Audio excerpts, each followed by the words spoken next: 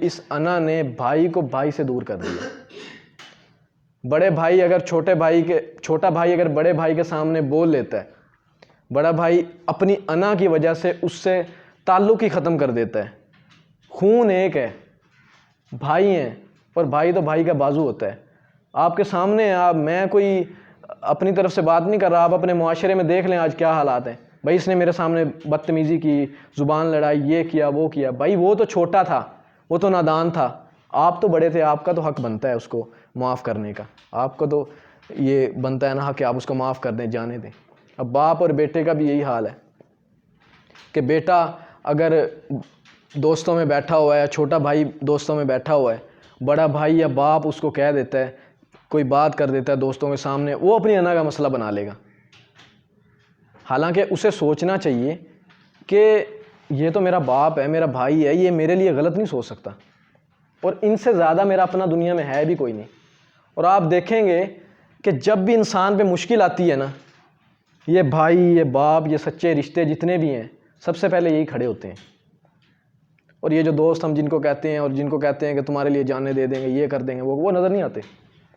یہ میں حقیقت بات کر رہا ہوں. یہ زندگی کا ایک، میں نے اس چیز کو اپنایا بھی ہے اور دیکھا بھی ہے کہ وہ آپ کو نظر نہیں آئیں گے. آپ کو نظر آپ کے اپنے ہی آئیں گے. جو آپ کو لگ رہا ہے نا کہ یہ انا کے لیے میں نے ختم کر دی، اور یقین کریں آپ قبرستان میں جا کے دیکھیں، آپ کو 6 فٹ مٹی کے نیچے ایسی نہ جانے کتنی انا کی داستانیں دفن ہوئی نظر آئیں گی. تو بھائی زندہ لوگوں کی قدر کرو، اور پھر قبروں پہ جا کے رونے سے کچھ نہیں ہوتا.